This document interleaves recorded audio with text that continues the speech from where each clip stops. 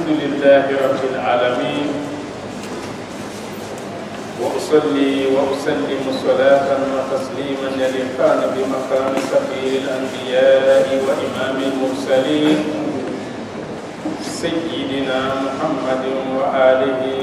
وصحابته الكرام وبعد مستمعون الكرام السلام عليكم ورحمة الله وبركاته.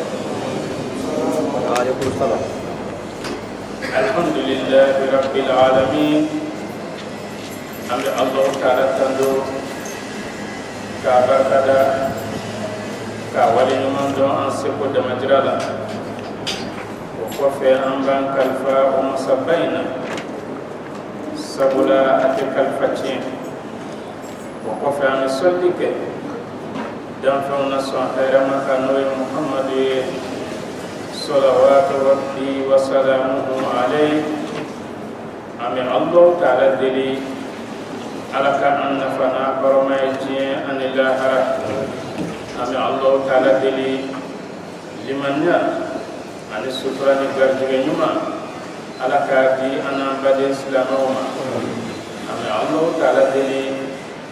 أنك كمنا كل دبليون أنا بمنهم على كسبب من دي أمولا. أمي الله دلي أنا بنباتو على كتنيا دوما أنا سلام فرو على كهنا أولا. الله كأنك في لبا جنة الفردوس كنا على كرهما كما صلي على محمد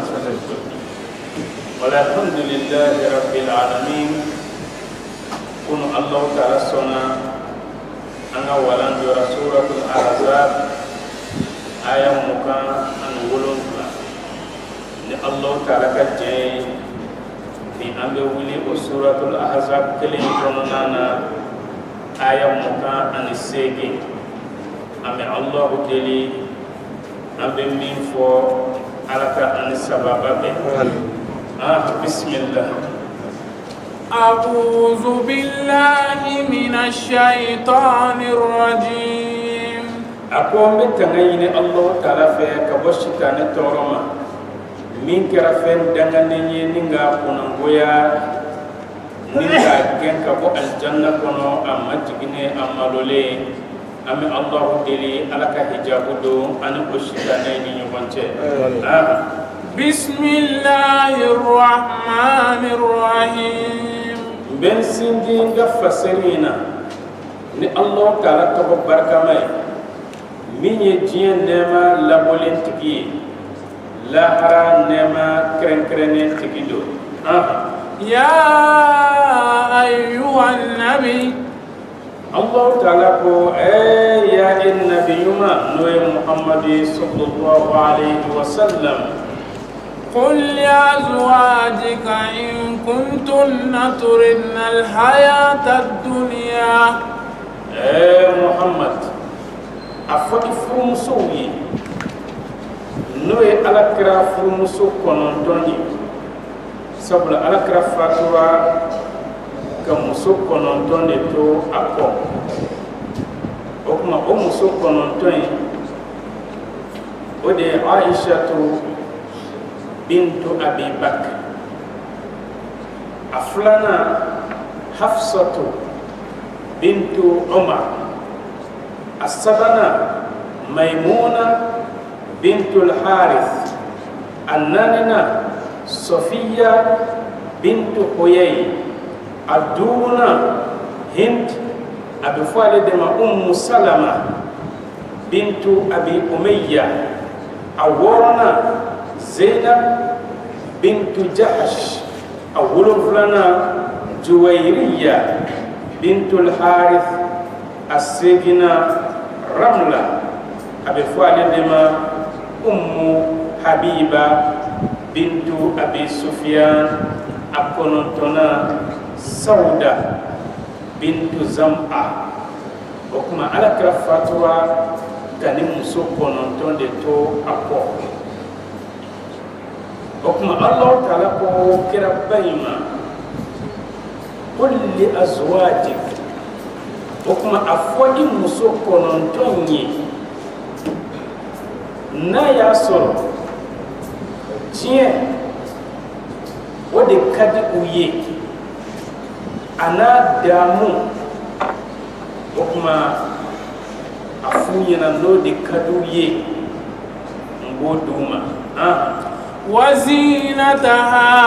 n'a y'a sɔrɔ diɲɛ masiri in fana de ka di u ye o tuma o fana lase u ma n b'o d'u ma فتعالين أمتعكن وأسرحكن سراحا جميلا o tuma fo i muso kɔnɔntɔn ye k'u kana ne Allahu Taala b'u damuta ni furusa ye n bɛ muso kɔnɔntɔn in furusa ka bɔ Muhamadu kun ni k'u bila cogo ɲuman na ka sɔrɔ tɔɔrɔ ma se u ma ka sɔrɔ ka diɲɛ a n'a damu dayɛlɛ u ye n bɛ diɲɛ d'u ma o tuma nin lase i musow ma Muhamadu ni diɲɛ de ka d'u ye u kana n bɛ diɲɛ d'u ma nka ni n ye diɲɛ d'u ma n b'u furusa ka bɔ Muhamadu kun وإن كنتن تردن الله ورسوله nka n'a y'a sɔrɔ aw minnu ye kira musow ye k'aw bɛ Allahu Taala de fɛ wa a bɛ Ala ka ciba de fana fɛ والدار الآخرة lahara fana de ka di aw ye n'o ye aljanna ye فإن الله أعد للمحسنات i k'a dɔn Allahu Taala kɔni ye labɛnkɛ musow ye minnu ye yɛrɛminɛ musow ni hɔrɔn musow don منكن أجرا عظيما Allahu Taala kɔni kɛlen don ka sara belebele labɛn aw ye n'o ye aljanna ye dɛ o tuma Allahu Taala a ye nin sugantili ɲini kira musow fɛ n'a y'a sɔrɔ diɲɛ a n'a damu de ka di aw ye a ye na n b'aw furusa ka bɔ Alakira kun ni ka diɲɛ di aw ma nka aw tɛ lahara sɔrɔ nka n'a y'a sɔrɔ aw bɛ Ala de fɛ a bɛ Alakira de fɛ o tuma aljanna de ka di aw ye o tuma n bɛ o fana layidu di aw ma n bɛ aljanna in nɔgɔya aw ye o tuma nin fɔlen kira musow ye i k'a dɔn k'u bɛ lahara de fɛ u ye aljanna sugante diɲɛ kan o tuma diɲɛ ɲɛnamaya in damu fitinin de don an kɔni b'a kɔnɔ girin na an ka nafolo sɔrɔ an ka siyɔrɔ ɲuman sɔrɔ an ka kunfɛn ɲumanw sɔrɔ nka nin bɛɛ mako bɛ Allahu Taala ka kɛnɛya la dɛ villa ɲumanw kɛra i bolo cogo o cogo a climatiselen ni kɛnɛya tɛ yen e tɛ dali yɛrɛ ja dɔn kuma tɛ villa ja ma nafolo kɛra i kun cogo o cogo i ka daraka kɛ diɲɛ dumuniw bɛɛ la duman ye ni farigan b'i la maaw nɛnkɔrɔ ji bɛ ka seri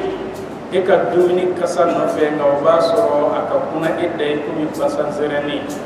f'u k'i minɛ k'i diyagoya de k'a d'i ma o de la diɲɛ in a damu ye waati kunkurunin ko ye an bɛ Alahu de deli Ala kana an ka lahara tiɲɛ diɲɛ damu tiinin kama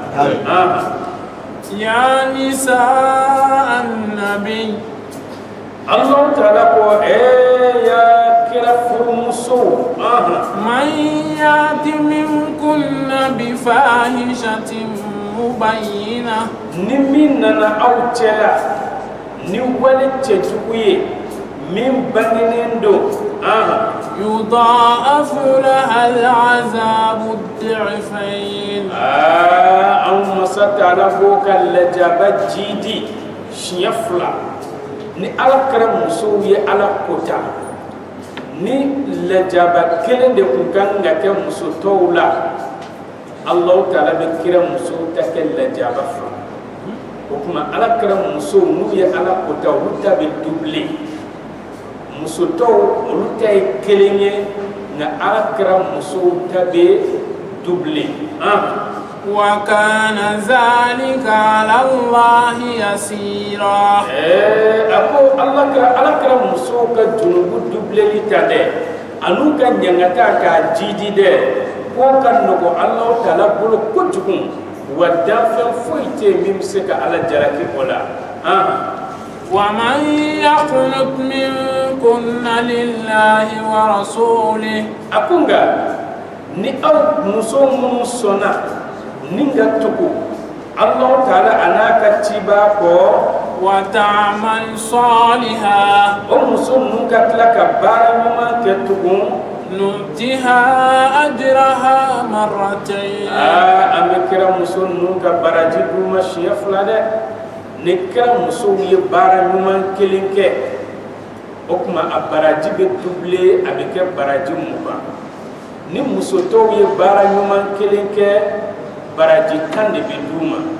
nka kɛra muso n'olu ye baara ɲuman 1 kɛ olu ta bɛ daminɛ baraji 20 nka ni muso tɔw ye junubu 1 kɛ junubu 1 de bɛ sɛbɛn o kun ni kɛra muso ye junubu 1 kɛ junubu 2 de bɛ sɛbɛn o kun o kuma ala kɛra musow olu ka ɲangata n'u ka hɛrɛ a bɛ muso tɔw ta doublé kuma o kuma u ka tɔɔrɔ ye muso tɔw ta doublé ye u ka hɛrɛ fɛnɛ ye muso tɔw ta doublé ye n'o y'a sigiyɔrɔma 2 وآتدنا لها رزقا كريما أو مسات على بسكلك اللبنك وكرا مسو سنيني غرجك لا غرجك مي نوكا بوندي نوي الجنة على كونتو يا نين أوي آمين يا نساء النبي لستن كأحد من النساء أكو يا كرفومسو أو تيكومي ماشي دينكلي جيا جماكولو لا إكومي مسوتو أو نمسوفوي دي تكليني على كرفومسو وني جيا مسو شي تكليني إن اتقيتن ni aw sɔnna ka siran Allah Ta'ala ɲɛ i k'a dɔn Allah Ta'ala a bɛ saraw la belebele de di aw ma فلا تخضعن بالقول kira muso n bɛ min fɔ ka gɛlɛya aw ma aw kana aw kan majigin ni kuma ye cɛw kɔrɔ aw kana aw kan majigin ni kuma ye ka kuma kɛ ŋunuŋunukan ye Allah Ta'ala y'o kangari da kira musow ye n'aw bɛ kuma a ye kuma ka walawala a ka faamuya nga a kana kɛ ŋunuŋunukan ye dɛ فيطمع الذي في قلبه مرض ni aw nana kuma fɔ majigin ni ŋunuŋunukan na n'o kɛra nafigiya bana bɛ maa min dusukun na a dusukun bɛ na nata a b'a fɔ kɔri ne ka ko tɛ kɛra muso in bolo a bɛ k'a kɔnɔ ko bɛ kɛra muso dɔ kɔnɔ o kuma ni muso ye ŋunuŋunu kuma kɛ ka cɛ jaabi kuma o kuma ka fɔ i tɛ k'a ka kuma faamu i b'a sɔrɔ cɛw minnu bɛ yen n'u hakili juru caaninen don u b'a dɔn k'a fɔ ko dɔ bɛ muso in kɔnɔ sabula muso tɛ se ka girin k'a fɔ cɛ ye karisa n b'a fɛ i ka n furu walima n b'a fɛ ko dɔ ka tɛmɛ an cɛ muso tɛ se k'o fɔ direct la nga a bɛ ŋunuŋunu kuma de kɛ e yɛrɛ b'a faamuya k'a fɔ tiɲɛ yɛrɛ la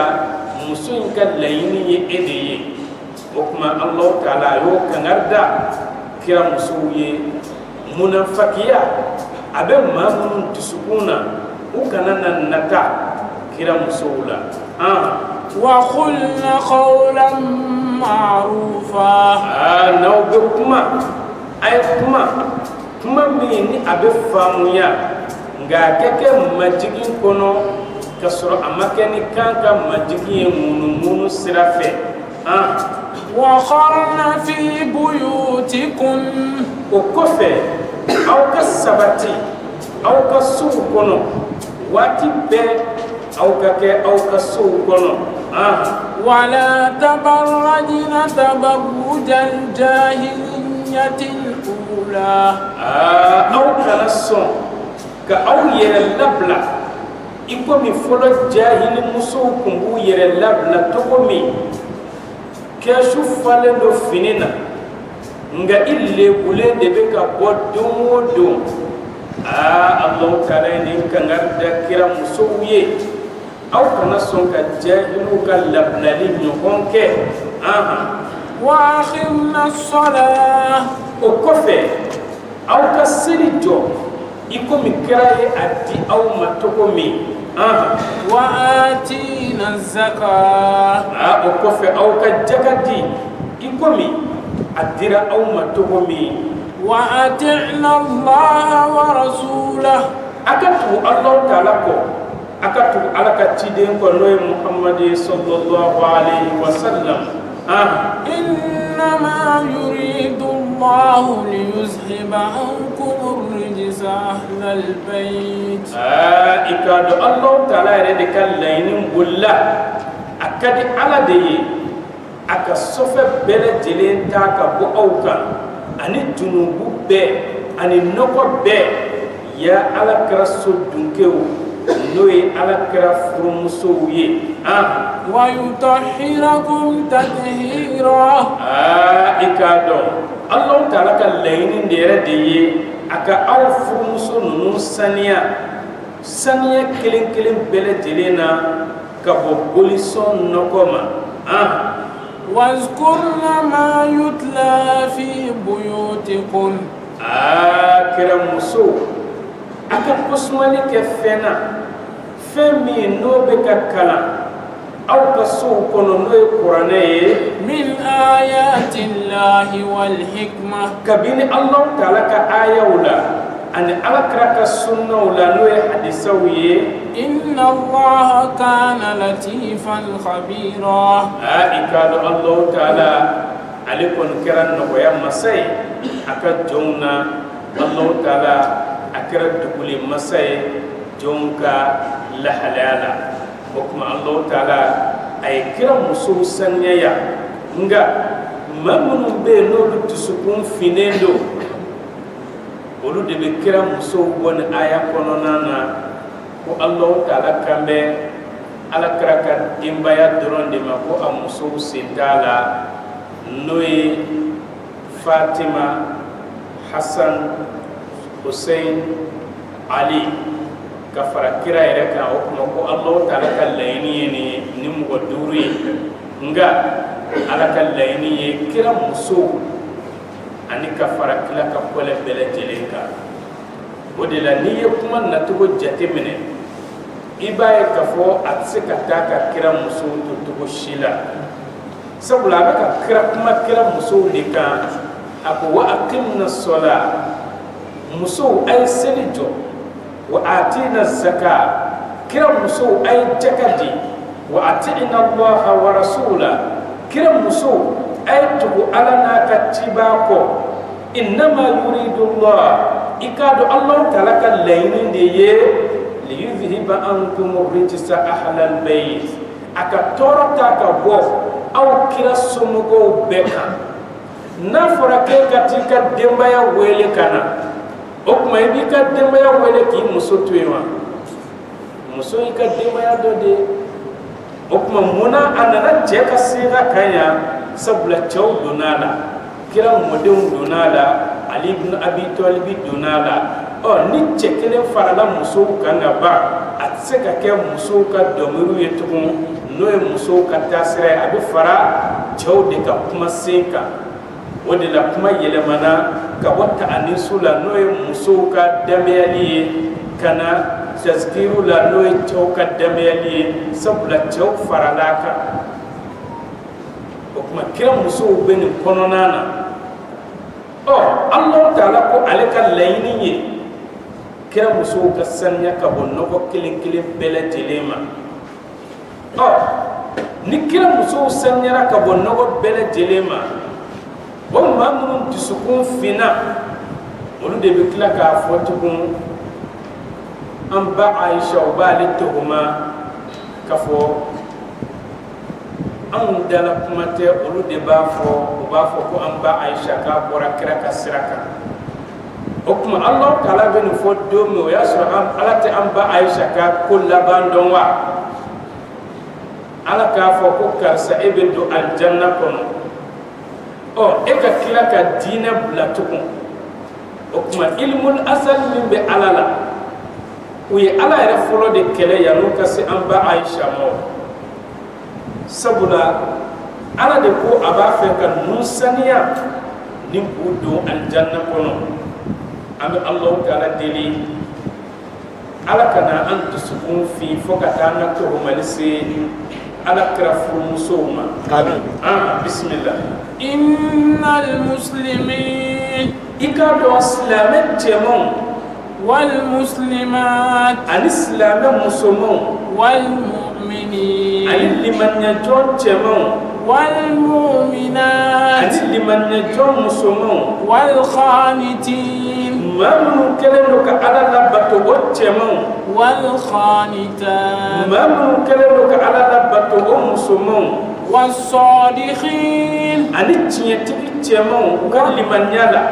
was sadiqat ani tiɲɛtigi musomanw u ka limaniya la was sabirin ani sabaliba cɛmanw Alabato kan was sabirat ani sabaliba musomanw Alabato kan wal khashi'in ani yɛrɛmajiginaw o cɛmanw wal khashiyat ani yɛrɛmajigibabaw o musomanw wal mutasaddiqin ani sirakati bɔbaw o cɛmanw wal mutasaddiqat ani sirakati bɔbaw musomanw was sa'imin ani sunba ɲuman cɛmanw was sa'imat ani sunba ɲuman musomanw wal hafizin furujahum ani cɛw minnu kɛlen don k'u ka kurusi jalaw tanga ka bɔ wali fɛnw ma wal hafizat ani muso minnu kɛlen don k'u ka taafe bolo tanga ka bɔ haramukow ma waz zakirin Allah kathira ani cɛw minnu bɛ Alahu Taala kosuma kosɛbɛ waz zakirat ani muso Ala kosumalababaw a'adda Allahu lahum maghfirah Alahu Taala kɔni kɛlen don ka yafa ani jurumu kafari de labɛn ninnu ye wa ajran azima ani saraw la belebele an bɛ Alahu Taala deli Ala ka ne ni aw ye nin cɛbaw ani nin musobaw la wa ma kana li mu'minin wala mu'minah a ko a man kan limaniɲɛjɔn cɛman dɔ ye a man kan limaniɲɛjɔn musoman dɔ ye iza khada Allahu wa rasuluhu ni Alahu Taala a n'a ka ciba n'u kitira amra koɲɛ dɔ la k'a fɔ u b'a fɛ k'o waleya an yakuna lahumul khiyaratu min amrihim k'i k'a dɔn ko limaniɲɛjɔn cɛmanw a n'a musomanw k'u man ka suganteli kɛ Alahu Taala ka yamaruya la dɛ ni Alahu Taala kɔni y'a laɲini k'a fɔ a b'a kɛ ka fɛn dɔ kɛ o tuma e dun ye limaniɲɛjɔn ye e ka tila k'a fɔ k'i b'i hakilina fɔ o la n'o kɛra k'i ye waleya kɛ waleya min ni a man kan wa man ya'si Allaha wa rasulahu a ko nka maa o maa n'o kɔni sɔnna ka Alahu Taala kota ni ka tila ka Ala ka ciba sɔsɔ faqad dalla dalalan mubina i k'a dɔn o tigilama kɔni filila fili min n'a ni tiɲɛ yɔrɔ ka jan dɛ nin jiginna Alakira sallallahu alayhi wa sallam a ye muso min furu Zainab bintu Jahash a n'a balimakɛ n'o ye Abdullahi bun Jahash o kuma i k'a dɔn kuma min Alakira n'a ye Zayidu ɲini ni Zayidu ye muso in furu sa ni Alakira ye muso in ɲini yanni ninnu ka faamuyali kɛ o kuma o kun y'a nangaro Alakira ka muso in ta kuma min aya jiginna i k'a dɔn o tilara ka diɲɛ o y'a dɔn k'a fɔ Ala ka yamaruya don o kuma silamɛ tɛ se k'a fɔ i bɛ ala ka yamaruya fɔngɔ ɲɔgɔnya o de la alakira sallallahu alayhi wa sallam a tɛ foyi kɛ fo a k'a sɔrɔ alahu taala de y'a bila a la o de la kodɔnnaw b'a fɔ k'a fɔ alakira sallallahu alayhi wa sallam a ye muso kelen pe de furu a ka ɲɛnamaya kɔnɔ alakira ye muso kelen de furu a ka ɲɛnamaya kɔnɔ n'o ye an ba Khadija nga muso tɔ fɛn o fɛn n'o furula alakira fɛ alakira ma furu dɛ Allahu taala de ye muso ninnu furu ka di alakira ma o kuma ala de b'a fɔ alakira nin furu o kuma alakira tɛ se ka ban o kuma a ye muso kelen min furu n'a ka laɲini ye an ba Khadija de yɛrɛ de fana ye furu ɲini alakira fɛ nga o kɔfɛ alakira muso ala b'a fɔ de kira nin furu o kuma alakira b'a furu o de la maa minnu bɛ yen n'u dusukun finnen don olu b'a fɔ ko alakira ko mɔgɔ kun don min bɛ muso caman furu ten nege kama la alakira ma furu kɛ kuma tɛ k'a fɔ k'a bɛ furu kɛ nege kama Allahu taala de ko kira ma a furu kɔni tɛ Zainab bintu Jashi min filɛ alakira sallallahu alayhi wa sallam a ma kuma in fɔ mɔgɔw ye sabula a yɛrɛ siranna mɔgɔw bɛna fɔ k'ale y'a den muso furu ala ye yamaruya de jigi o kuma kira a ta ne de ko i k'a ta wajibi don munna walisa maa minnu bɛna tɔɔrɔ kana kɛ u kan tugun ni u bɛna u ka lamɔnidenw furumusow ta minnu ye u musow bila o kuma u kana tɔɔrɔ sɔrɔ a la sabula e kira y'a kɛ ka ban o kuma alakira ala y'a yamaruya de a ka furu kɛ a ye furu ninnu kɛ nka k'a fɔ ko alakira tun bɛ ka furu kɛ bɛnja de kama walima nege de kama la alakira ka ala ɲɛsiranya ka bon o ma an bɛ Alahu taala deli ala ka faamuyali ko ɲuman di an ma. وإذ تقول للذي أنعم الله عليه ako kuma min Muhammadu bɛ k'a fɔ maa ye Alahu taala ye nɛɛma kɛ mɔgɔ min kan ni silamɛya ye n'o ye Zaid bun Haritha Allahu taala ye nɛɛma kɛ ale kan ni nka ala silamɛya وأنعمت عليه أمسك عليك زوجك wa e yɛrɛ Muhammadu fana ye nɛɛma kɛ Zaidu kan koyi sabula a jɔnnama de dira e ma e fana y'a kan hɔrɔnya o kuma e Muhammadu bɛ to k'a fɔ Zaidu ye tuma min na Zaidu ko ne ni muso in tɛ ka ɲɔgɔn faamu Muhammad ne b'a fɛ ka muso in bila koyi alakira bɛ to k'a fɔ Zaidu ye amsik alayka zawjak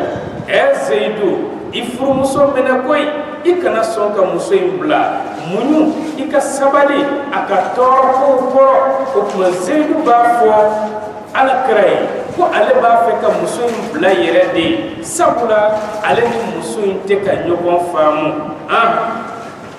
واتق الله وتخفي في نفسك ako o kɔfɛ wattaqillah Zaidu siran Allahu taala ɲɛ i ka furusa dabila sabula fɛn min bɛ ala tɔɔrɔ ni fɛn bɛɛ ye o ye furusa de ye dɛ a ko Zaidu siran Allahu taala ɲɛ i kana i muso in bila o kuma alakira a bɛ ka mun de kɛ wa tukhfi fi nafsik Muhammadu bɛ ka fɛn dɔ de dogo i dusukun na sabula Allahu taala ye wahyu di kira ma ko Zaidu bɛna a muso furusa o kuma n'a y'a furusa ale ala y'a yamaruya a k'a furu o kuma nin dira kira ma kabini Zaidu ma muso furusa Allahu taala ye alakira ladɔnniya na k'a fɔ Zaidu bɛna a muso furusa o kuma n'a y'a muso furusa alakira n y'a ɲini fɛ i b'a furu o ye ne ka yamaruya ye Muhammadu kan o kuma alakira tun bɛ ka o de dogo a dusukun kɔnɔ sabula wahyu nana ma kabini Zaidu ma furusa ko kuma fɔ na ala kira kelen do ka dugu a dusukun kɔnɔ a ma fɛn fɔ o kuma Allahu taala ko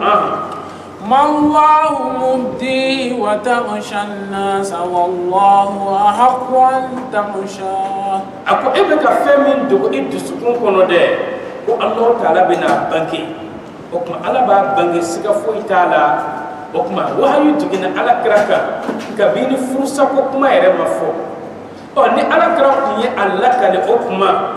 mɔgɔw kun b'a fɔ ko ala kira ye Zayidu su k'a k'a muso furusa walisa ale k'a furu na ala kira m'a fɔ fo Zayidu nana furusali ko kuma fɔ ala kira ye ala kira tilara k'a fɔ a ye amsik alayka zawjak i furumuso minɛ i ka muɲu i ka sabali a kɔrɔ o kuma Allahu taala ko e bɛ ka min dogo n'o ye k'a fɔ ni ala y'i yamaruya k'i ka furu ko Zayidu bɛna furusa mallahu mubdi Allahu taala kɔni bɛna kumakan in bange o kuma min dogolen don ala bɛna bange koyi o kuma Zayidu a bɛna muso in bila n'a y'a bila a tali ye wajibi ye e Muhamadu kan wa takhsha nasa nka e Muhamadu bɛ ka siran mɔgɔw ɲɛ k'a fɔ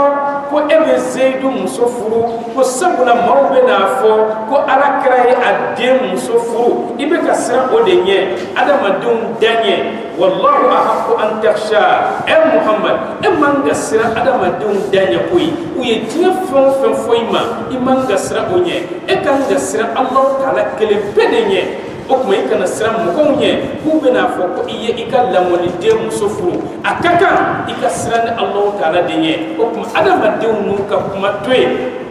min ye wajibi ye i ka i k'o waleya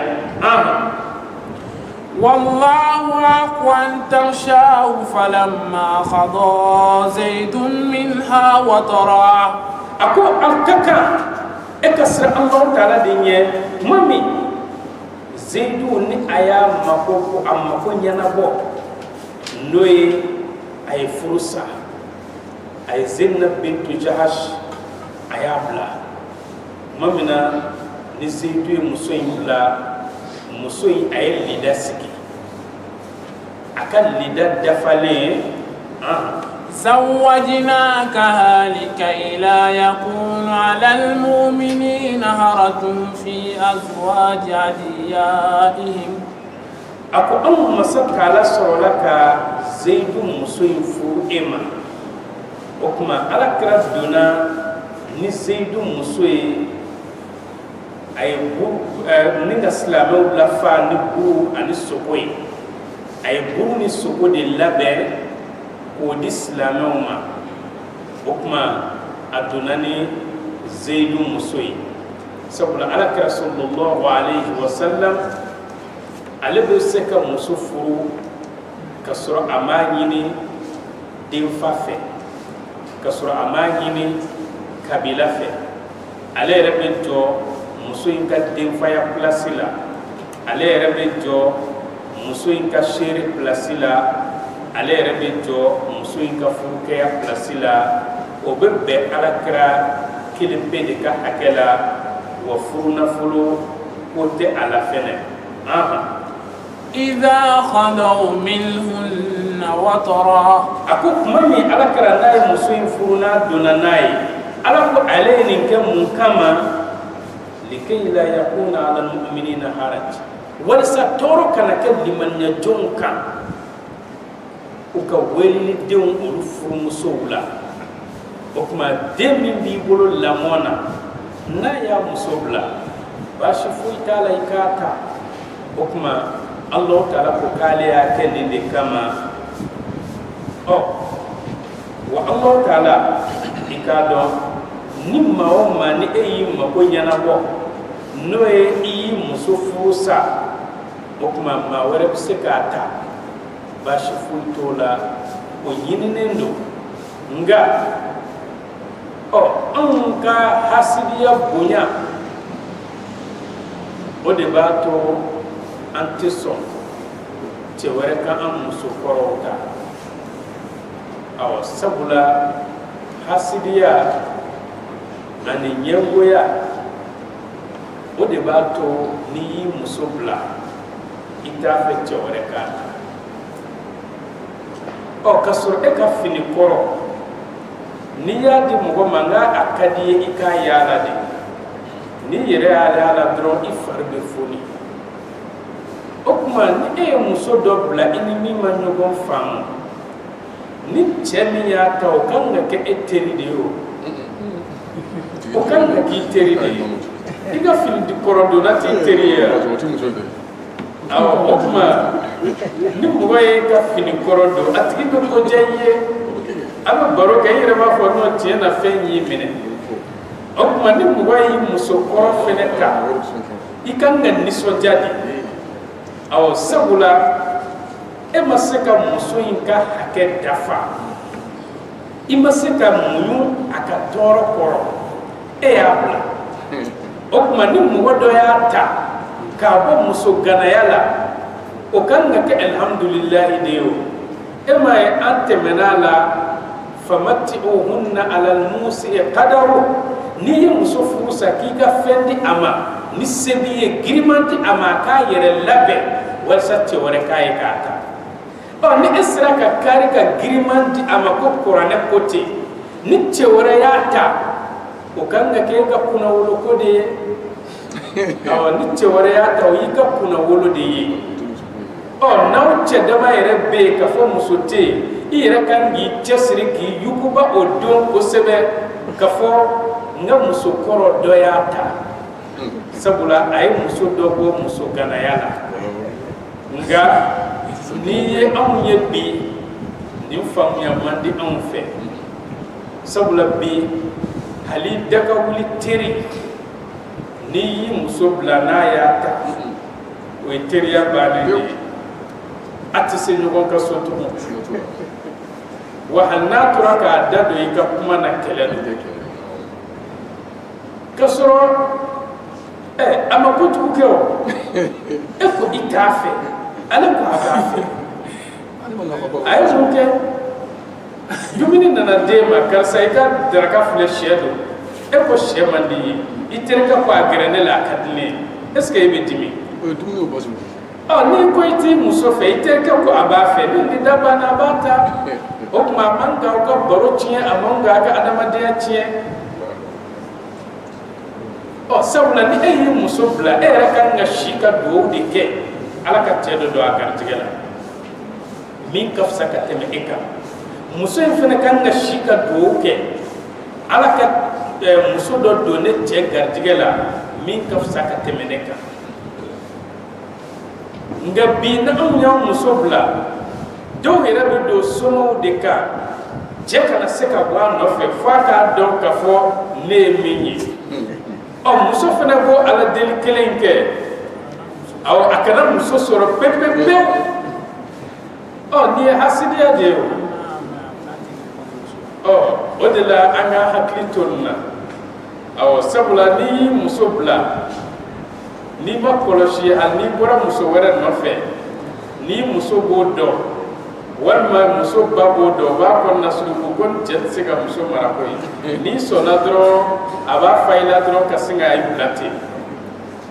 ka sɔrɔ an kan ka dugawu de kɛ seyidu lajɛ limaniya b'a la ala ko b'a bolo ala kira de y'a lamu ka tila k'a ladi ka n'i muso bila a y'a muso bila ala kira y'a ta a ma foyi bɔ u ka adamadenya la f'a ye min fara ani ala kira cɛ kanu kan o tuma a bɛ fɔ nin de ma ko limaniya ani adamadenya taabolo ɲuman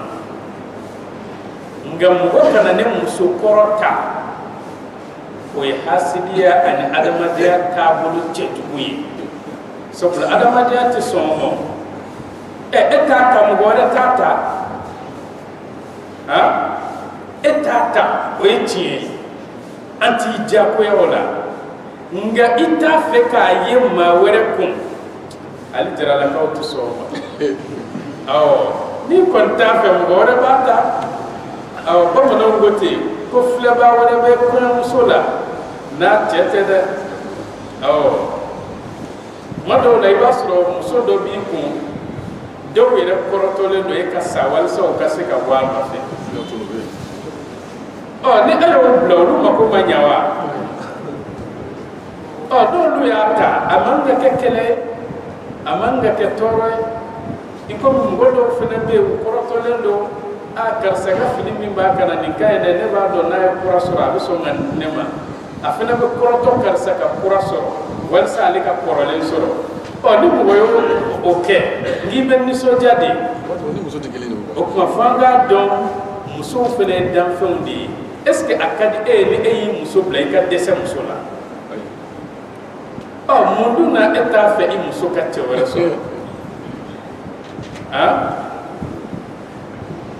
o kuma fanga nyira disuko keledi o de zaid kuma min amma ko nyana bora nay muso ibla ala krayata wa kana amrullahi mafula Allah taala kan nyamariya ko kon kera kefenye de fuiti se ka ala kan nyamariya bali ni ala ko ni kedro akel kera wajibi sosolito la tugun nkanga ke tugudi yiningali tala ni ala ko akedro wajibi do abeke munanga ke ay mutala imay Ibrahim as-Subura kabe ka dinke kantike est-ce que ala yininga akuna wa tuku jera dron asna ka dinke minaka muru deja ka mina bina ka kantike sabula tidon ka sokoy wahayi mamina ay muru da ka na bina kantike Allah ta'ala Jibril abla wele ka ko an ya Ibrahima qad saddaqta ru'ya ikado iyika soko tiya inna kadhalika najzil muhsinin am be nyuma kelaw sarani to ya de lata okuma ni Allah ta'ala wahyu di tidema kan yiningali ke ko taala iba waliyani ni yasro deke kele petro de be Ibrahim golokoy ay deke fina sura asan keme ani muba doko asan bi kononton nga kera fon fe san bi kononton iye deke kele min soro o kantigeli manu wana emay on yere ka kile la ni mugo mi bi woro soro walma bi duru ni ko nama den soro ngo de me ka bolo ko mi chefan de yere be tiende abe tolidi aw sabula hali mugo se ka nyamu tige deina aw muna sabula o ba soro den ko neke de be o kuma e ma foyi soro itu shi ban kuma sera tieta den kele min bi bolo o kuma ite do akite so aka do faratila to shi muna toro kana na so o kuma Ibrahim asabi kononton ay demi sorota no Ismailai ka den to san wolonfula aya mina bina ta kantike muna Allah ta'ala koti o kuma ni Allah ta'ala nyamoriya di awaliyali ko wajibi de o kuma ala kara kunga zaidu muso bulale ta wajibi de do sabula ala karate Allah ta'ala soso nyetubu ana yelete ما كان على النبي من حرج فيما فرض الله له ako bashi kwante ala kraka fena Allah ta'ala mi faridaya aka nimbo daga aye no ezeibu furumusoyi na yo ta ala de ya wajibi aka ta ninga kila ka daga aye okuma ko ni ala kra yo ko bashi te ala kraka de sunnatullahi fil ladina qalu min qabl akoy ka do ni Allah ta'ala ka kasira de ye ika fenke ala yi nyamora mina wala iki foshi ka bo fena ala yi balimina konni Allah ta'ala ka tasira de maula mamunu kona Muhammadu yere fenenye kabini nabiyuma temene una koy Allah ta'ala yi walike on nabiyuma nunu chamana furu yiri walila nabiyuma do be ika do olu muso chama furu min ka cha ka teme Muhammadu taka okuma ikomi nabila nu okuma ale muso kelen furu nga Dawud ale muso keme furu Suleiman ale muso ba kelen furu okuma nunu muso caman furuli dagara uye o kɔfɛ an masa taala tilara ka muso caman furu daga Muhammadu fɛnɛ min ka ca ka tɛmɛ i mantonw ta kan. وكان أمر الله قدرا مقدورا.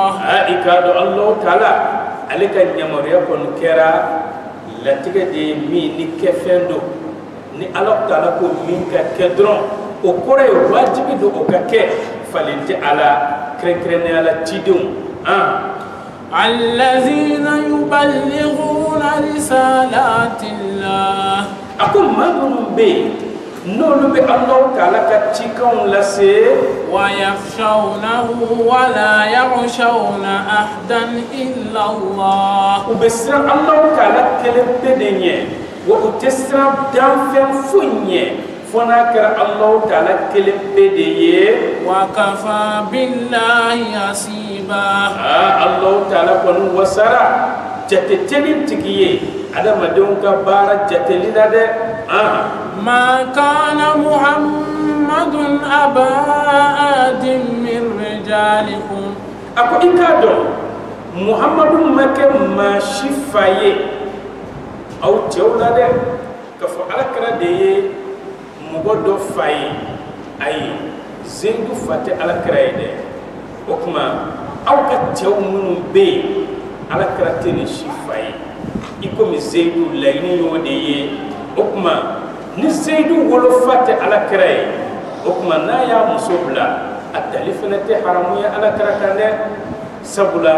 Alakira tɛ sɔn k'a yɛrɛ woloden muso ta abadan o ye haramu ye kuranɛ kɔnɔ nka i ka lamɔliden muso Allah taala m'o haramu ye i kan dɛ i bɛ se k'i ka lamɔliden muso ta baasi foyi tɛ o la. ولكن رسول الله. a ko i k'a dɔn Alakira aw cɛw si fa tɛ Alakira ye koyi komi Zeyidu wa Alakira ale Allah taala ka ciden de ye fɛnɛ koyi.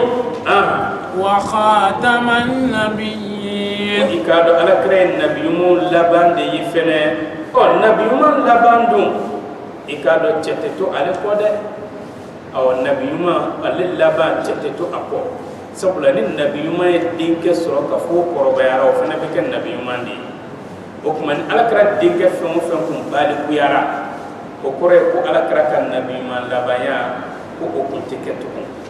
sabula ni balikuyara nabiyuman bɛɛ denkɛ o ye nabiyuman de ye o tuma Alakira sallallahu alaihi wa sallam a ye denkɛw sɔrɔ nka u ma balikuya fɔɲɔgɔnkɔ bɛ denkɛ kelen min ta la n'o de ye si sɔrɔ dɔɔnin o de ye Ibrahim dɔw ko Ibrahim k'a ye san 7 sɔrɔ dɔw ko ayi a fatura a san 4 dɔw ko a san 3 o tuma ale de fana kɔrɔbayara ka tɛmɛ Alakira denkɛ bɛɛ kan Ibrahim san 7 o dun b'a sɔrɔ den ma balikuya jama yɛrɛ bɛ min kan o de ye san 3 ye dɔw ko san 4 dɔw ko san 7 o tuma dɔnnikɛla foyi kɔni ma tɛmɛ 7 kan o tuma Ibrahim ale fana fatura o la ale de fana si cayara ka tɛmɛ Alakira denkɛ bɛɛ si kan o tuma Alakira ko aw cɛw si fa tɛ wa Zeyidu yɛrɛ fana fa tɛ Ala ka ciden de don nabiyumanw laban de don sabula a ma denkɛ to a kɔ min ni o kɔrɔbayara. وكان الله بكل شيء عليما. wa i k'a dɔn Allah taala bɛ fɛn kelen kelen bɛɛ dɔn dɛ Ala bɛ fɛn bɛɛ dɔn i ye min bange i ye min gindo Allah taala b'a dɔn wa Ala ka dɔnniw la belebele o de ye ka fɔ nabi ɲuman tɛ Alakira kɔfɛ sallallahu alaihi wa sallam nka maa dɔ kunna bɛ siri i komi maaw bɛ ɲininkali kɛ ka caya cogo min n'a fɔra ko Alakira ye nabi ɲuman laban ye nabi ɲuman tɛ a kɔ a dun sabatira ko Isa fana bɛ jigin o tuma Isa tɛ jigin i komi nabi ɲuman Isa tɛ jigin i komi ciden nka a ka cidenya jala ni nabi ɲumanya jala ma bɔ a bolo dɛ nka n'a jiginna a bɛ jigin ni Muhammadu ka sariya de ye n'a y'a sɔrɔ ko a kun jiginna n'a ka diinɛ sariya de ye ka Alakira ta to yen an b'a fɔ ko Alakira ma kɛ nabi ɲuman laban ye nka n'a jiginna ale tɛ baara kɛ n'a ka taasira ye tugun ale dun ye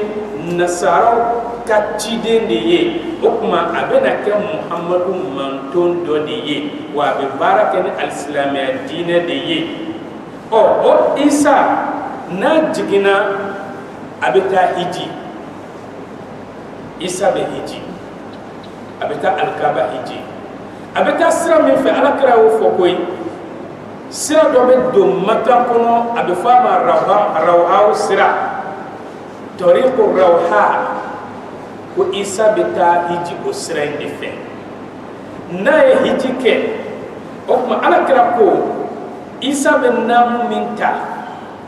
imma a ka kɛ qiranu ye walima ifradu k'a bɛ nin naamu fila dɔ la kelen de ta n'a ye hiji kɛ ka ban k'a bɛ taa ale muhamadu kaburu ziyara o kuma ko ni isa y'a jɔ ale kaburu kunna n'a ko assalamu alayka ya rasulallah ko ale muhamadu b'a laminɛ o kuma foyi ma dogo diɲɛ wuli tamasiyɛnw la alakira fɛ a ma min fɔ anw ye an bɛ alahu taala deli ala ka sababu ɲuman di an ma o kuma isa jiginni min bɛ kɛ o kɔrɔ tɛ k'a fɔ isa de kɛra nabi ɲuman laban ye la isa bɛ jigin a bɛna baara kɛ ni alakira ka sariya de ye يا أيها الذين آمنوا اذكروا الله ذكرا كثيرا أقول يا أمم لمن يرى أي الله تعالى قسمة لله من كتشم قسمة وسبحوا بكرة وأصيلا أتكلك الله تعالى السنيا سكما دوفة أني ولا دوفة واتي بي أكتوك الله تعالى السنيا نوي سبحان الله الحمد لله لا إله إلا الله الله أكبر ولله الحمد أك الله تعالى قسم واتي بي نقسم لكونا هو الذي يصلي عليكم وملائكته إكادو الله تعالى دبن نما ينك أو سلامك وعلى ملكه دبكلك يا فينك أو سلامه وكما هو الذي يصلي عليكم الله تعالى دبسلك أو كا نعم ملكه ولو تسلك ده ولو تيجي يا فينك أو سبلا ما من آية جنا إن الله وملائكته يصلون على النبي على ناك ملكه وبيصليك على كراكا يا أيها الذين آمنوا يا أمم لمن يرى صلوا عليه أي صليك على كراكا صحابونا على كراكا أكو على كراكا أم بيصليك إكار تقدي على كراكا صلى الله عليه وسلم أو تسك صليك نكا أفنتي أولا أتسكى كتوشي بكما آية فودرون اللهم صل على محمد وعلى آل محمد بكما أي على بلا صلينا بكما أم بافودي اللهم صل على سيدنا محمد وعلى آل سيدنا محمد أم بألا دي بلا صلي لا nga صلي بك تقدي على كراكو كدام فانتسكاك على كلمة بدي بسكا صلي كي دام فانتسكاك وكما ملكو فنا بافودي اللهم صلي nga صلي ملكو فنا فانتسكاك وكما صلي بك تقدي على كلمة بدي بادو وكما على كراكو أونغا على بلالا سبلا أون فانتسي على ودل أن بارف اللهم يا دبما صلي على سيدنا محمد نما كأن كنت محمد نما يمك محمد تقولي أفعتي أونا أنت سكاك وكما الله تعالى كو على دبن نما كأنك نصلي سراي وأكم ملكه وكلك يا فنينك أني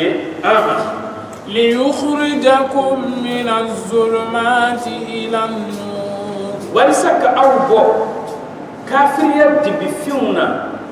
نينغان أوبلا liman yan norola وكان بالمؤمنين رحيما ikado Allah ta'ala kon kera hina masaye liman ya jon kilin bele jelena تحيتهم يوم يلقونه السلام ako ikado liman ya jon nyumon ka foli domi ube Allah ta'ala kumbe nyugonya odi salam melekaw ba fo kishibe aw kambe okuma aljanna kono uka foli yende nu yesalamu bla nyogon kan Allah ta'ala ba fo wa akhiru da'awahum anil hamdulillah okuma islamu ka wele lilaba aljanna kono odi beke alhamdulillah no kera ko yani aljanna kono sa bada selite shunte hijite jakate klefintenite nene gelente fiye gelente sanji bawowote yoro kon be normal la 24 sur 24 yegana ta fenete ibe dumini ke isakola yegana ta te sakola yegana ta ale de kuni toro de adamadiya la okuma aljanna kono yegana ta te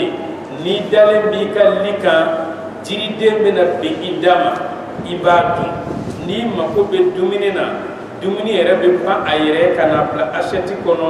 a bɛ gɛrɛ i da la i b'a dun ni mako bɛ kɔnɔ tuluma la i b'ale mɔlen wusulen ɲuman natɔ ye fo tulu jarakɛ yɛrɛ bɛ ka kɛ y'a yɛrɛ la kɔni an bɛ ala deli jarakɛ ala ka an fara ɲɔgɔn kan alijanna kɔnɔ awɔ n'i y'a tuluma natɔ ye nɛgɔrɔji bɛ seri yan nɛgɛ a tɛ seri ye awɔ i bɛ karisa in kɔlɔsi i nɛgɔrɔji kana s'a ma ala ka aljanna kɔnɔ tulumaw nɔgɔya an ye inshallah o kuma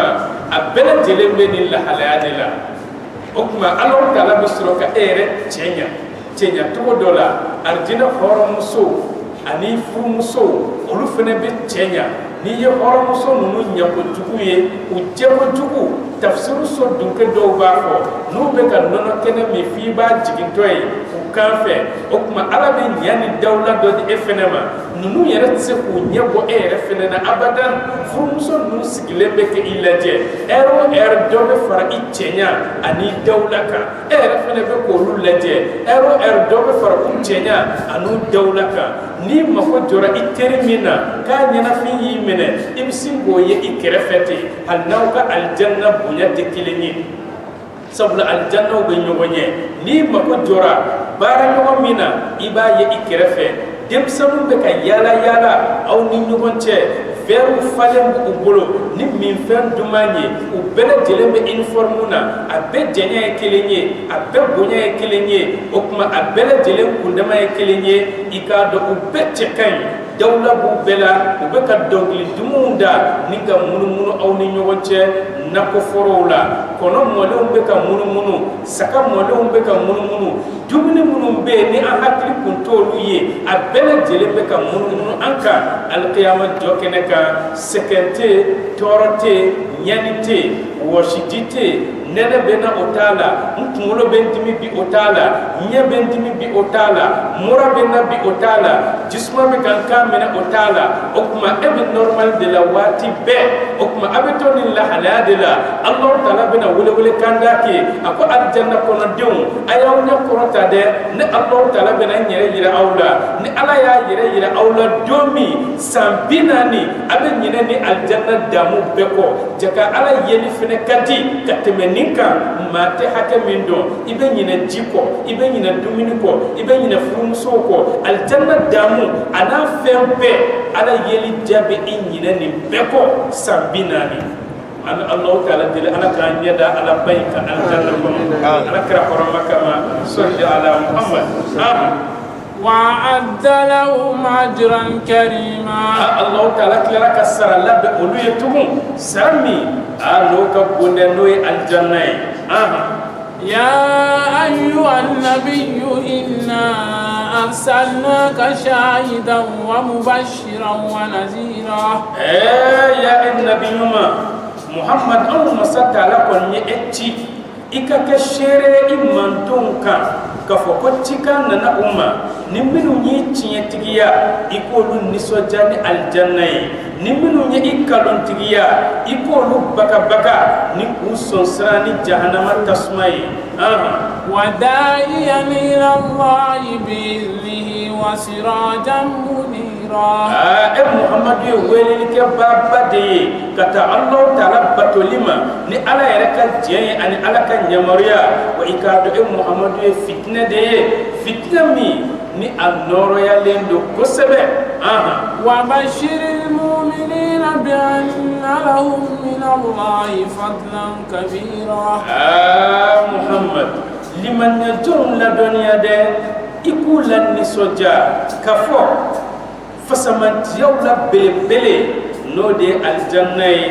ikado ko de buye alqiyamah jokenaka ame Allah dili o aljanna alaka donen aw gantakala wala tudil kafirin wal munafiqin Muhammad ikana sonka tuko kafiru ko mun fitri wala alaka nemala okuma ikana son katuko munafiqu fenako minum be ka islamaya bange ninga soro kafirin fiun do uddu sukuna wada adahum okuma ube toro kuma min ke Muhammadullah ube toro kuma min fo ima anu bi de kuni min ke o to ikano laje koy o alaka latira bilu ye munyo ika sabali o koro وتوكل على الله وكفى بالله وكيلا محمد ka kunya bele delenta ika seme Allah taala la wa ikado Allah taala de wasara jigi seme masay koy ni yika kodi alama ka ba o kuma ika na sira fonye tukun ni fon fanyi soro o kofe o kore wajibi kundo o ki soro ni fon fana yi je o kore sikatala o koy o kunte isoro o kuma jonki ka kodi alama dron يا أيها الذين آمنوا أكو يا أو مامن لمن يرى إذا نكحتم المؤمنات ni aw ye limanna jom musoman furu ثم طلقتموهن o kɔfɛ ni aw nana muso ninnu furu sa من قبل أن تمسوهن yani aw ka se muso ninnu ma cɛni musoya la n'o ye dilan ye فما لكم عليهن من عدة تعتدونها o kuma lida kɔni tɛ aw ye o muso ninnu kan muso ninnu bɛ lida minnu sigi n'i bɔra muso nɔfɛ muso furu yani kɔɲɔso ka don muso in bila o kuma ko muso in tɛ lida sigi tugun muso in a tɛ lida sigi sabula lida a kodɔn dɔ de ye walisa a ka dɔn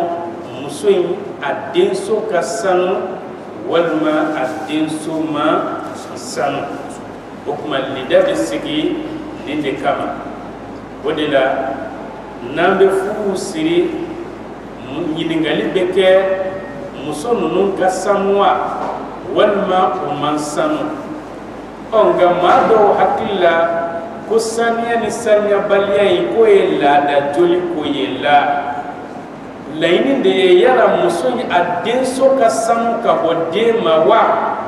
walima denso sogolalen don ni den ye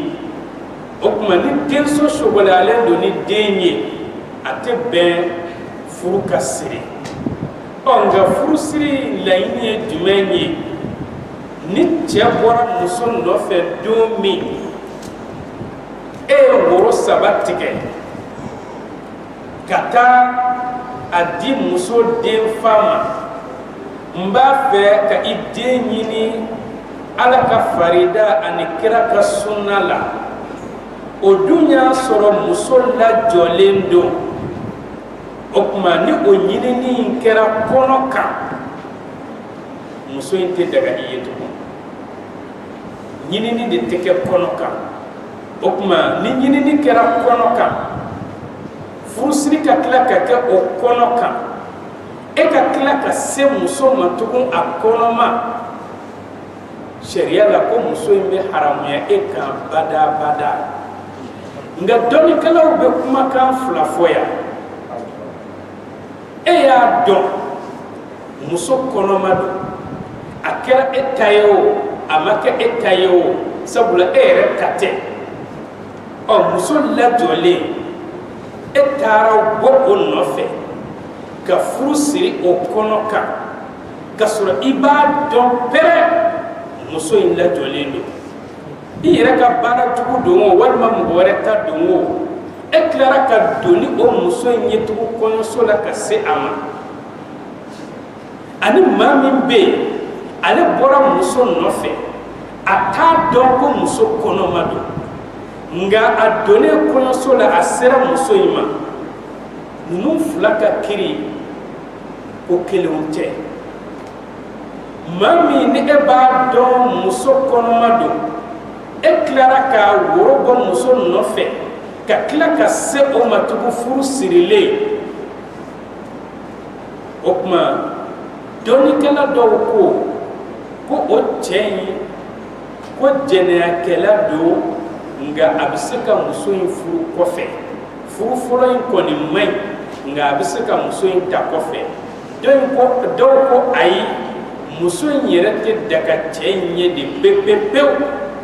nga mo mi eta don ka fo muso kono madu e bora no fe kono so dona iserama okma okon haramu yara eka bada daga tola ni ta don muso be haramu ya ika bada solution tala nga ni ba don kala do ko ani mamin ta don ka be ka kiri kelenye do ko ai yi tuku ka haramu ke nga ko muso ka se ka daga kofe okma nyini ngale min be ke furusiri keneka muso kasanwa amansanu laini de muso in denso shogolale do wa walma denso ma shogolani denye na ya soro muso nyini konoka sharia la furu manga siri furu nyere mai onga bora muso nofe iya woro sabati sira dira ima muso ka denfa bora denfa shere la dirifla wele karsa eni karsa ay ka shere nyen demuso di karsa ma sunna ani faridala furuna fulo benanima okuma nini fora domi furuna fulo in saralawo ama sarawo nini fora domi okore ko furu sirila ala fe odo nga kasinga afo mugo yete niye mugo minye karsa borande muso nofe niye minye karsa borande muso nofe o te sherede ka foko dubbe ba kalama ibe la drif la de wele krenkrene ala sikira de be provoquer akama koy aina sabla fuye sebe ko de mana ko tede okuma sebe ko de do okuma karsa minye karsa denye aboran demuso nofe furuna fulo benanima okuma nya dama sunna ani faridala odon furu sirila Allah taala yo onga minni nendo chen musofe ukam bunyu slamo ka kuna foni ka fo karsa dira karsa onga ni ala yake ka fo maseka munu fu sira nyoma ni musolla jora ola okuma furu siri mimbe na kesisa misrila ate fo ma ko furu siri de abe fo ma al ilamu kaslamu la doniya naye karsa ni karsa nyokon fe tukun okuma afaya di ama okuma furu be uni jogon cheka ban furu siri la ka ban misrita e duwo de ngana ya soro nya fo tuko mina kama kette misrita de furu siri yere nganya fo tuko mina kerate misrita e duwo de okuma nga haklitonna nga kana usigi misri kono jonye shere ka unyena kala karsa ka ke shere ete furu don to do iba sura do yerete jere to do ni kala shere o ka kala shere tu shere de ete femin don to do ebe so nga ko shere okmaniye filibade ongolo furu ni ta don to do ikana ka shere n'u b'a fɛ k'i ka seere o tuma denfa b'i wele ka na furu doncogo a b'a bɛɛ ɲɛfɔ i ye k'a ban pewu n'o kɛra i bɛ sɔrɔ ka k'a seere nka i tɛ fɛn o fɛn dɔn misiri kɔnɔ ka e ye dɔrɔn nin y'an fantinin den dɔ ye o tuma ale de ka kan ni furu ko ɲɛ o tuma ale de ye seere i kɛra seere jugu seere ye dɛ an bɛ Alahu Taala deli Ala k'an kisi o ma nka min ye ni muso bɛ laada la furu bɛ siri o kan nka ni kɔɲɔso donna cɛ man ka se muso ma fɛnɛ fɔ a ka saniya wala nka cɛ caman bɛ yen ni kɔɲɔso donna ni muso bɛ laada la o tɛ muso to yen abada o tuma o fɛnɛ ye jurumuba de ye n'i y'i tugu ka se muso ma o la i kan ka sanu garamu 2 de kɛ sarakati ye walima sanu garamu 1 i kan k'o de kɛ sarakati ye walasa Ala ka yafa i ma Ala kafaridelilen kɔfɛ nka ni muso bɛ laada la kɔɲɔso donna i bɛ muɲu k'a to yen fɔ a ka saniya n'a ma saniya yɛrɛ kɔɲɔso tan kɔnɔ o de ye aw garijɛgɛ ye an bɛ Alahu Taala deli Ala ka faamuyali ko ɲuman di an ma bisimila.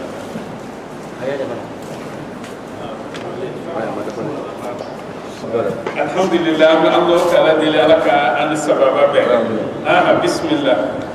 فمتعوهن وسرحوهن سراحا جميلا o tuma n'aw ye muso ninnu bila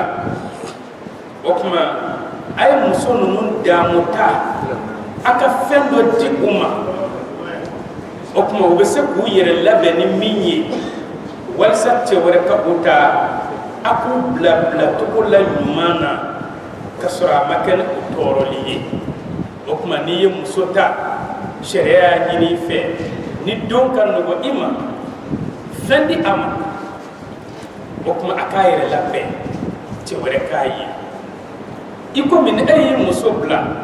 e yɛrɛ fana b'i labɛn walasa muso wɛrɛ kana ban i la de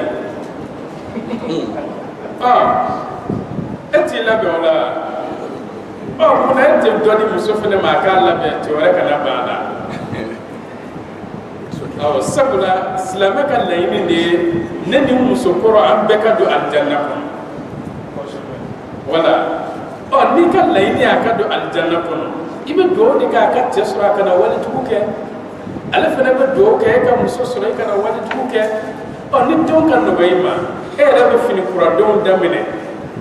kunkolow bɛ arase walasa i bɛna bɔ min nɔfɛ o kana muruti i bɛ dɔ da ale fana ma a fana k'a labɛn n'a fana y'a labɛn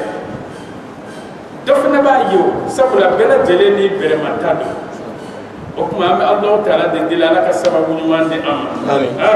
ya ayyuhan nabi a ko ya e nabi ɲuman inna ahlalna laka azwajaka allati atayta ujurahun i k'a dɔn anw ye e furumusow daga i ye muso minnu ka furu nafolo di an y'u bɛɛ daga i ye وما ملكت أيمانك مما أفاء الله عليك i bolo ye jɔn minnu mara jɔnmuso minnu mara an y'o fana daga i ye Alahu Taala ye minnu dafa i kan ni k'u di i ma kɛlɛminɛdɔnya sababu la i komi Sɔfiya ani Juwayiriya o tuma an ye ninnu fana daga i ye wa banati ammik i binakɛ denw o tuma an y'olu fana daga i ye i fantiniw ni fakɔrɔbaw olu denmusow furuli o dagalen do i ye wa banati ammatik i tɛnɛmuso denw olu fana furuli dagalen do i ye wa banati khalik i bɛnkɛ denw olu fana furuli dagalen do i ye wa banati khalatik i baaramuso denw n'o ye i ba balimakɛw ye o tuma i ba balimamusow olu denw i ba balimakɛw a bɛ fɔ olu ma i bɛnkɛw i ba balimamusow a bɛ fɔ olu ma i baaramusow o tuma i bɛnkɛ musoman o tuma ko olu fana denmusow furuli dagara i ye allati hajarna ma'ak muso minnu n'olu ye hijira kɛ ka na e nɔfɛ Madina wa mar'atan mu'minatan in wahabat nafsaha linnabi a ko ani limaniya jɔnmuso dɔ min n'a y'a yɛrɛ kun di Alakira ma sallallahu alayhi wa sallam إن أراد النبي أن يستنكحها ikado alakatiba alakon ya lanyini aka liman ya jom muso infuru خالصة لك من دون المؤمنين كل من ya jom muso afuruli kon dakalendo e muhammadu kelem pedeye kasrafuna fulutala nga o de dagal liman ya jom to yeda okuma alakra de seka muso furu kasoro furu nafuluti ala sabula alakra sallallahu alayhi wa sallam aka khususiyatu doye odla ni khalil konona naje annale do ni gonda doye ko khaso isun nabi alakra ka particularité femme be nu dakalendo ala karakele peye ama daga moshi femme do fona be o haram ya lendo ala karakele peka o ma haram ya moshika okma ala kara adakaraye ata musufu kasrafuru na fulutala okma ngama daga onye anga muso furu ka sɔrɔ furu nafolo t'a la n'i ye muso furu ka sɔrɔ furu nafolo t'a la muso in a furu man ɲi a tɛ jate furu ye a bɛ jate tulonkɛ fɛ nka an bɛ minnu ye ko alamandenw a kana k'an bɛna ko furu nafolo to u la dɛ n'i bɛ n'i denmuso di ala ma e yɛrɛ de bɛ jɔ ni denmuso ka furu nafolo ye e de bɛ furu nafolo di denmuso ma o tuma cɛ in tɛ wari di nka e k'i denmuso ta k'a di ala ma e ma furu nafolo di a dira cɛ min ma o yɛrɛ fɛnɛ m'a di sariya la o tɛ furu ye dɛ a dagalen don ala kira dɔrɔn de ye ale ka furu kɛ ka sɔrɔ furu nafolo tɛ a la a b'o cogo la ala kira sallallahu alayhi wa sallam walaha seli farida ye ale kan walaha min n'an b'a seli farida don ala kira kan nga a kanunen don anw kan n'aw ma walaha seli foyi t'a la nga ala kira seli fana ye farida y'a kan cogo min walaha seli fana ɲininen don a fɛ a o cogoya la shafu ni witiro ninnu selili fana ye farida ye ala kira kan nga olu ye sunna ye anw kan a kanunen don anw ka shafu ani witiro kɛ nga ala kira kan i k'a dɔn a wajibiyalen don a b'o cogo la anw bɛ se ka an muso dɔ furu sa ka dɔ bila a nɔ na ni muso naani b'i kun i ɲɛ bɔra dɔ wɛrɛ fɛ yarɔ e sera dan kɔni na dɔ dun fana bɛ yen o ka di e ye o tuma n'i tɛna dan tɛmɛ sariya ko i bɛ kelen bila i bɛ kelen bila n'o ka lida dafara n'i ye kelen bila ka sɔrɔ lida ma dafa a tɛ ta dɛ sabula madama ni lida ma dafa halisa a bɛ jate k'i muso don o tuma n'i ye kelen bila ni lida dafara i bɛ sɔrɔ ka dɔ wɛrɛ ta ka bila o pilasi la nka ala kira muso kɔnɔntɔn in kɔfɛ a tɛ daga ala kira ka muso wɛrɛ furu tugun ala ko hali n'a ɲɛ bɔra muso wɛrɛ fɛ k'ale ma jɛ a tɛ muso wɛrɛ furu tugun nka sariya y'a daga aw ye an bɛ se ka dɔ bila ka dɔ ta nka o kɔrɔ tɛ i ka t'i muso bila ko sariya y'a daga dɛ awɔ i ka muɲu ka i muso to i bolo o de ka fisa ka tɛmɛ a bilali kan nka n'i y'a dɔn ni ne muso in bɛ n kun ne tɛna se k'a ka hakɛw dafa ni n dun m'a ka hakɛw dafa o laban ye tasuma de ye o tuma ni tɔɔrɔ fila nana min ka fɛkɛn baara bɛ kɛ ni o ye o tuma Alahu Taala a y'a daga kira ye a bɛ se ka muso furu ka sɔrɔ furu nafolo tɛ a la denfa tɛ a la seere tɛ a la ale yɛrɛ de ye a ka denfa ye ale yɛrɛ de ye seere ye ale de ye fɛn bɛɛ ye ko dagalen don alakira kelen pe ye قد علمنا ما فرضنا عليهم في أزواجهم an masa taala kon nya don ay min faride ya liman nya jonka ku furumuso la de sabula an nya faride ya liman nya jonka ku ka furuke ni ku kana jidi musunnani ka ku kana temoka wa ko kofe utsika furuke abadan ni musoka waliyute utsika furuke abadan ni sherif late musoka waliyula utsika furuke abadan kasoro furuna fulu fenete ala on gaiba soro on galla da fenena ya amen ni ngalike musoka demfa no musoka waliyi anon ka shere o amen klaka ni ngalike jeka demfa no jeka waliyi ani jeka shere o nanyo ke bashite ola ngaminta wajibi we musodi furut seka siri abadan ni musoka demfati furut seka siri abadan ni shere flati wa hal ni furut siri la ni demfa ka nyamoriye kasro shere flamana ate bete ni muso in kase nyoma makono sola abadan ni shere flaba wele ka sheria ni shere fla sherera mami glam soroka daga uni nyonche onga miye jeka kiri hal ni defate jela hal ni shere te ala jere kelembe se ka wili sharia la ayre ba ka woro sabatike abeta di ayre ba ka frusiri demarchike ni furu bena siri misiri la domi ayre bena aba fonne de chei okuma shere tena waliyu tena okuma musoka shere na ka waliyu ode wajibiye jetate wajibiye onga ikomi onga la dala ya ni yere tara ni ka furu woro ye a o den soro mandi da be fako mo tenna aw ere ka furu woro de bi bodo ere de chesri le do ka furu demarche la o den soro mandi nga sharia la chefse kata ere na ere ka furu na fulo ye ere ka furu siri kenaka abeke da anga adama de anya bolo sirala sharia fena yo to angolo kanga baraka ni oye okuma chawte uyere ka furu na fulo di chawte ke uyere ka furu siri kenauka okuma niye mugo tigiye ka ba mugo de be bla e ka ko placela sabula ba monon kote ko kuntigi ta yere kondi okuma ngani je ni ke bashi foi ta la sharia la walma je ka shere o madafa walma ka de fama soro ala furu be siri o kan bashi tola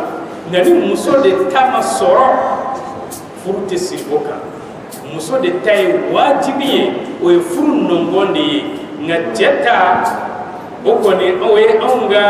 la dala klenye ya ambe Allah taala deli ala ka famnya ko nyumandi anam bade islamawma ay aha wa alaikum salam ibi kan ko ta doni islam ko islamia sharia aha o nasara mu yahuda mu no islam est-ce que que da halima malla ini famnya ko sebe c'est-à-dire que na nasara yahuda aw ni ko mache from ka fukeo est-ce que vous le savez alors vous ni kadia alhamdulillah rabbil alamin amban makka kan ni ngali ni islam ya ka furusiri to koy nga dina bela dile ka furusiri to ko be iko mi yahudiya ka furusiri to ko be nasara ka furusiri to ko be aw nyere fene ka bamanana lada furusiri to ko be okuma aw nga bamanana lada la furu be siri du blon kono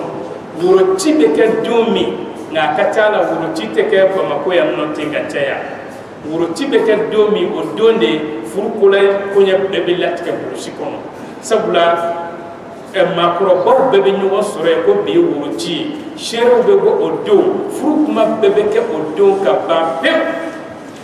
okuma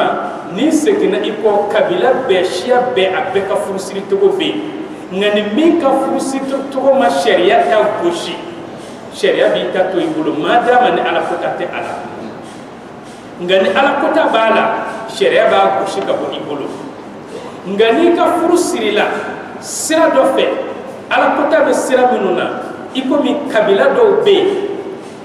olu ka furu nafolo ate kani globara kala o ni mami ka furu sirila o la halaya la o ko fe aw nana silamaya aw ka furu kay bashi fo ita aw ka furu la na islamaya lende imanga o furu suku ke nga yani ka silamaya ni ka furu sirila sira fɛn fɛn kan ni silamɛyara silamɛya t'a fɔ ko furu in ka wuli ka se k'a kan i ka furu ka ɲi sabula silamɛya bɛ na kuma min o y'a sɔrɔ kafiru kun kɛlen don ka furu siri makanw nka maa si ka furu ma wuli o tuma silamɛya bɛ don ya kuma min a y'a sɔrɔ furu sirilen don yan nka silamɛya ko ko jɔn ka furu ka wuli o tuma ni silamɛyara ka sɔrɔ e ka furu sirila ɲɛ o ɲɛ kan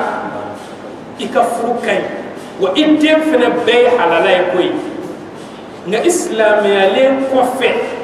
n'i ye ala kota dɔ de kɛ furusiri kɔnɔ ala b'i minɛ ni o ye o tuma yahudiyaw ni nasaraw u b'u ka furu siri u ka laada kan bamananw b'a siri u ka laada kan minnu tɛ diinɛ yɛrɛ la pewu tasuma batolaw jɔsɔnnaw u b'u ta siri u ka laada kan nka n'u silamɛyara u ka furu rekoninen don silamɛya la a tɛ fɔ ko ka segin furusiri in kan nka ni silamɛyara ka sɔrɔ i ma furu kɛ fɔlɔ i ka furu bɛ kɛ silamɛya sariya kɛcogo la hakili la ni faamuya sɔrɔla a la an bɛ alahu taala deli ala ka faamuyali ko ɲuman di an n'an baden silamɛw bɛɛ lajɛlen ma وما ملكت أيمانهم لكي لا يكون عليك حرج ako ani limanna jɔn ninnu u ye jɔn minnu mara o tuma ko ninnu fana dagalen don u ye walisa tɔɔrɔ kana na kɛ u kan koyi sabula i ka jɔnmuso a bɛɛ dagalen don i ye hali ni jɔn 100 b'i bolo sariya la i bɛ se ka s'a bɛɛ ma baasi foyi t'i la nga hɔrɔnmuso i tɛ se ka tɛmɛ o 4 de kan furu sira la i tɛ se ka tɛmɛ 4 kan nga jɔnya sira la i komi an tɛ jɔnko tile la tugun i bɛ se ka se i ka jɔnmuso bɛɛ ma nga n'i sera jɔnmuso min ma k'a fɔ ko o lajɔra e bolo hali ni kɔnɔ in tiɲɛna i tɛ se k'o feere tugun sariya la n'i ma kan hɔrɔnya n'i fatura don min a bɛ kɛ hɔrɔn ye a bɛ fɔ olu ma ko umu waladu nka i komi bi an tɛ jɔnko tile la jɔnya tɔgɔ de bɛ yen nka jɔnya yɛrɛ tɛ yen tugun sabula walisa e b'a fɔ mɔgɔ min ma ko an ka jɔnw don olu de bɛna aw ka seliba sagaw goso olu de b'aw ka baaramisɛnw kɛ ko ninnu y'an ka jɔnw ye est ce que ni gɛlɛya y'i minɛ i bɛ se ka taa feere wa mɔgɔ feere sugu yɛrɛ tɛ yen tugun est ce que ni gɛlɛya y'i minɛ i bɛ se ka taa den dɔ minɛ k'o feere wa a bɛ ka butigi min labaara i bɛ se ka taa don butigi in kɔnɔ k'i diyaɲɛ nafolo ta ka bɔ ni a ye wa o b'a yira k'a fɔ i ka jɔn tɛ e ka jɔn min bɛna e ka saga goso n'i ka jɔn don ni e taara a ka nafolo ta i bɛ taa kaso la o jɔnya sugu jumɛn ye n'i taara i ka saga ka bin ta jɔn bɛ t'i datugu kaso la o tuma jɔnya tɔgɔw de bɛ yen nka jɔnya yɛrɛ tɛ yen tugun sabula walisa jɔnya ka sabati f'i ka se k'a tigi feere i ka se k'a den feere a tɛ se ka baara kɛ ni e ka jɛn tɛ a tɛ se ka voyager n'i ka jɛn tɛ a tɛ se ka furu kɛ n'i ka jɛn tɛ a ka ko bɛɛ gulonnen don e la n'a fatura fɛnɛ a ka diɲɛ bɛɛ bɛ cɛ ka na di e ma a musow a denw a ka minɛnw a bɛɛ bɛ cɛ ka na di e ma diɲɛ tila t'a la o bɛ kɛ jɔn ka kiri la bi o tuma o b'a yira an na k'a fɔ jɔnya tɔgɔ de bɛ yen nka jɔnya yɛrɛ yɛrɛ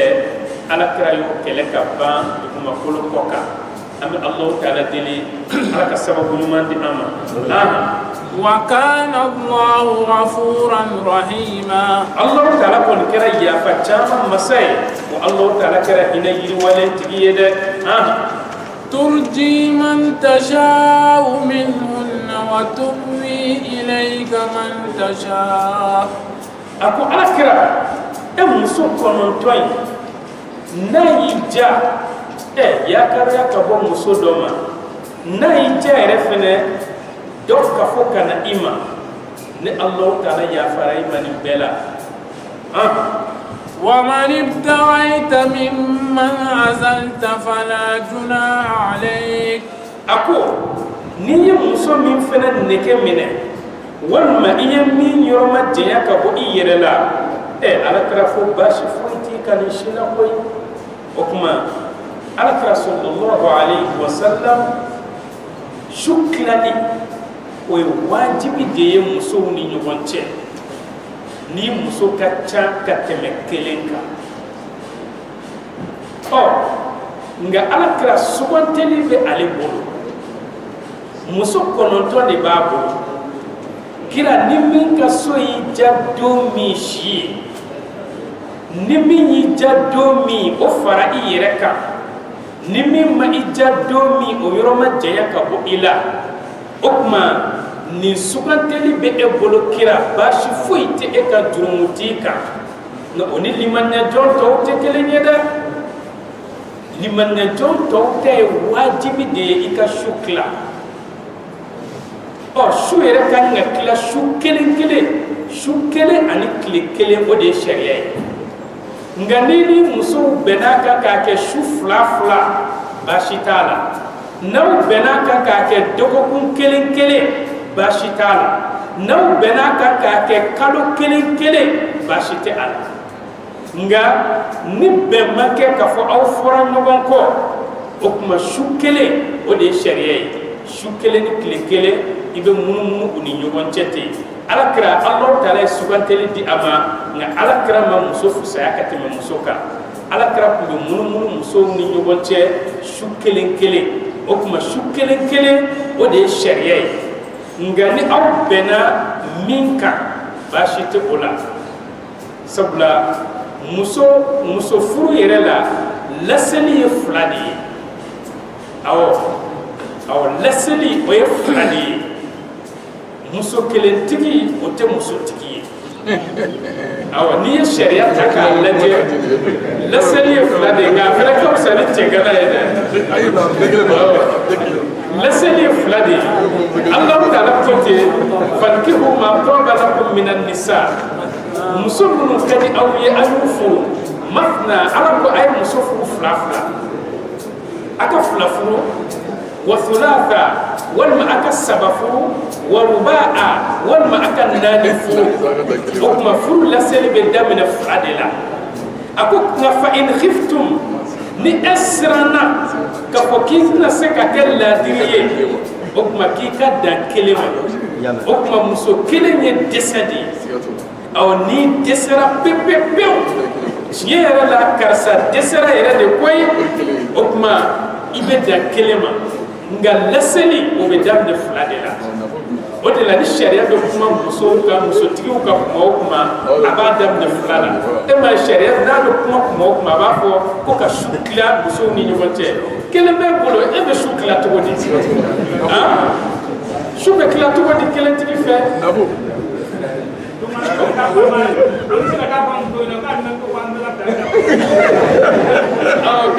o ye jitoya kan ye o ye jitoya kan ye nka n'a y'a sɔrɔ i bɛ sariya labato e yɛrɛ de bɛ 2 in ta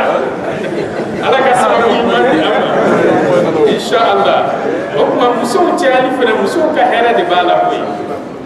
musow ka hɛrɛba de b'a la nka hɛrɛ min don u t'a dɔn de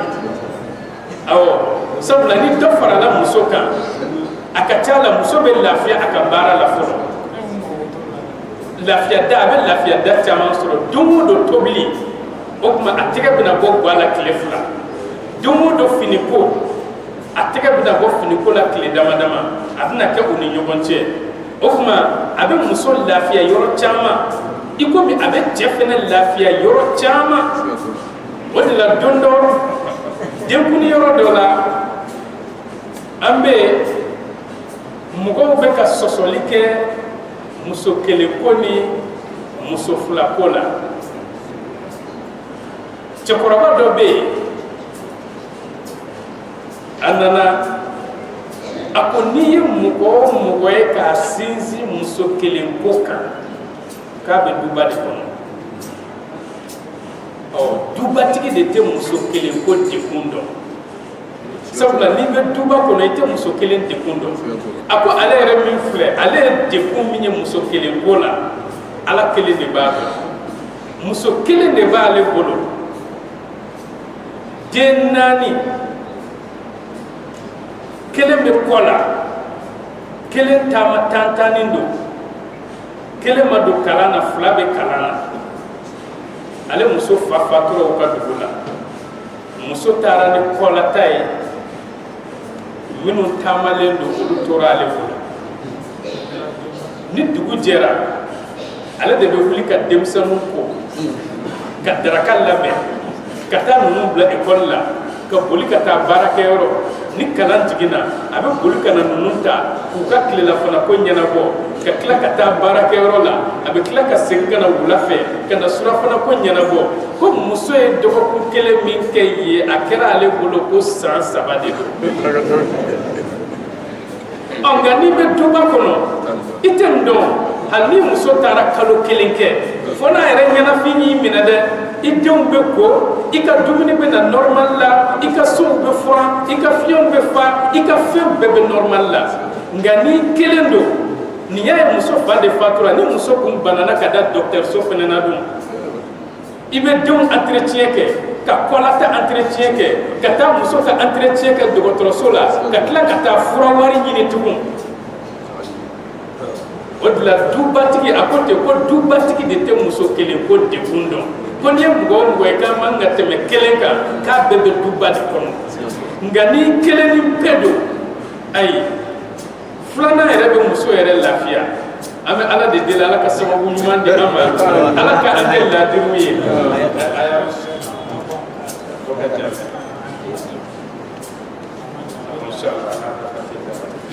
ذلك أدنى أن تخر أعينهن أكون من فلان هند كسر ورسا مسون نونينا فلان كنا سوا ولا يحزن مسون نوفنا أكنا فجنو ويرضين بما آتيتهن وكان جاني فين اكراي من دي كلهن بلا جلي والله يعلم ما في قلوبكم إكاد الله تعالى بفندو فمن بي أو دسكون كنو أنا أولو دسكون كنو وكان الله عليما حليما الله تعالى كن كرا دوني مساي والله تعالى كرا منو مساي الله تعالى دي على كمنو أنا كتو أنا فتو كرو على كان لا دربي فرنوكم بركة ما على كود أن كرتجلا على كان لا ينو بلا جري سبتي إن شاء الله تعالى الله تعالى سنا أمين يوم سورة سبريدو أنا لا دادا أنت تفسير كجمدو أمين الله تعالى دلي على كسبريدو أن كرتجلا أم والسلام عليكم ورحمة الله تعالى وبركاته.